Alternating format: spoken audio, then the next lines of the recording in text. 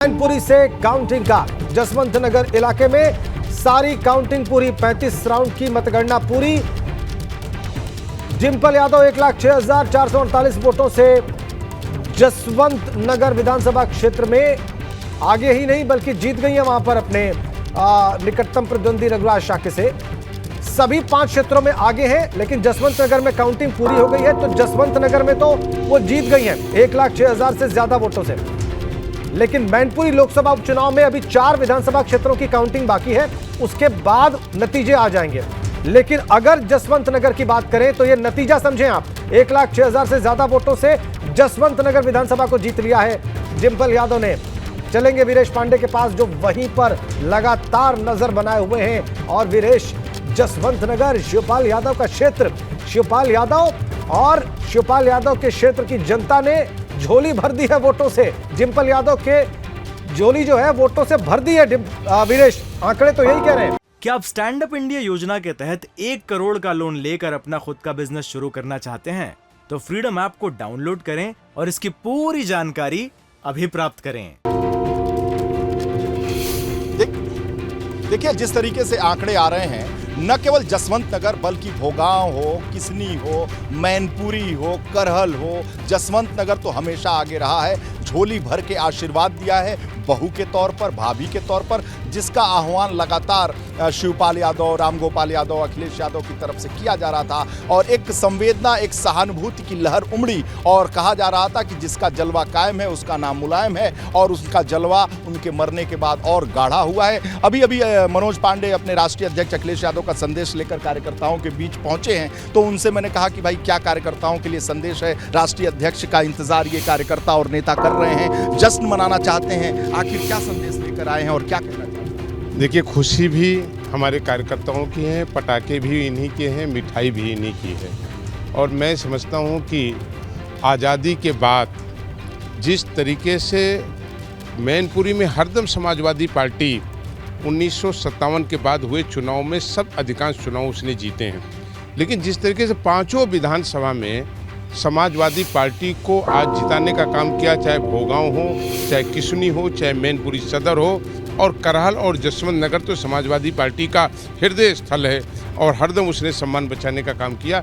मैं समझता हूँ इसकी बधाई एक एक मतदाता को है, एक एक कार्यकर्ता को है और नेताओं को भी है। थोड़ा सा इंतजार अभी जश्न के लिए ज़रूर करना चाहिए। अभी कुछ देर में हम लोगों के फाइनल्स रिजल्ट्स आ जाएंगे। फाइनल्स रिजल्ट का हम इंतज़ार कर रहे हैं। हमारे कार्यकर्ताओं ने मेहनत किया है।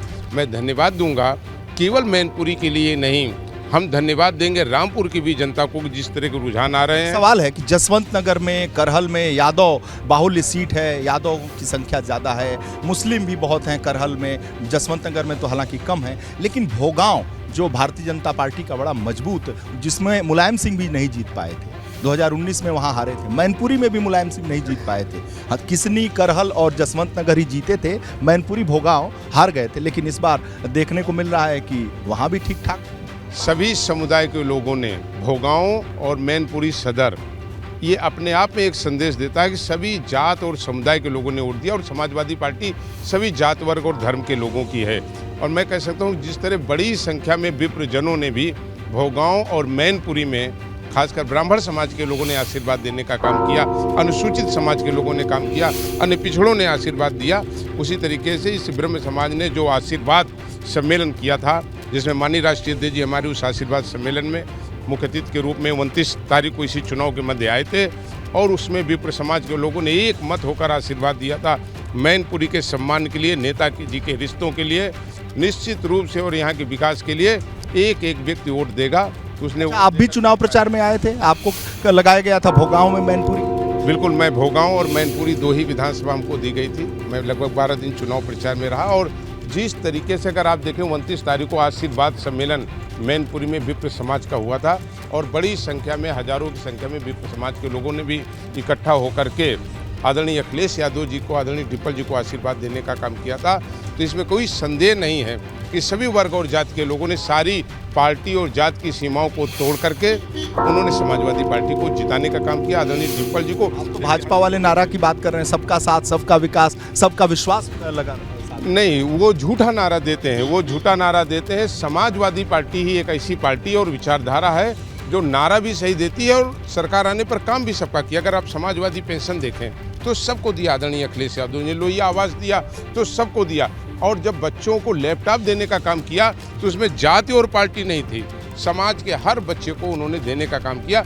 समाजवादी पार्टी, लोहिया, आदरणीय जेपी और जनेश्वर मिश्र जी की विचारधारा पर चल करके काम करना। कार्यकर्ताओं की भीड़ लगातार बढ़ती जा रही है इस प्रांगण में। खुशी है, कार्यकर्ताओं में खुशी है। उन्होंने एक साथ 3 सीटों को जीत रहे हैं और यही नहीं जीत रहे हैं, इनकी तो उड़ान वहां तक पहुंची है जिस गुजरात पर लोग इतराते थे। समाजवादी पार्टी तो गुजरात में भी चल गई, एक ही तो सीट जीते। अरे हम लड़ाई ही 2 थे तो हम 50% जीत गए।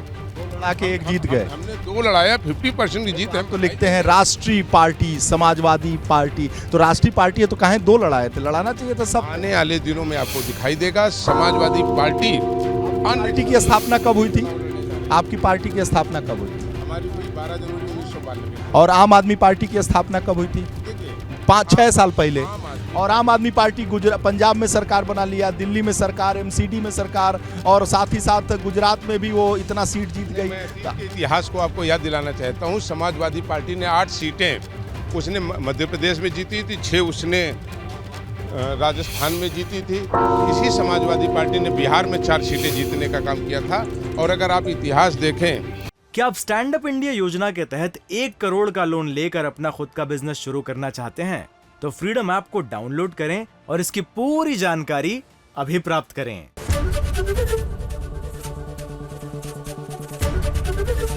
एबीपी गंगा, खबर आपकी, जुबान आपकी।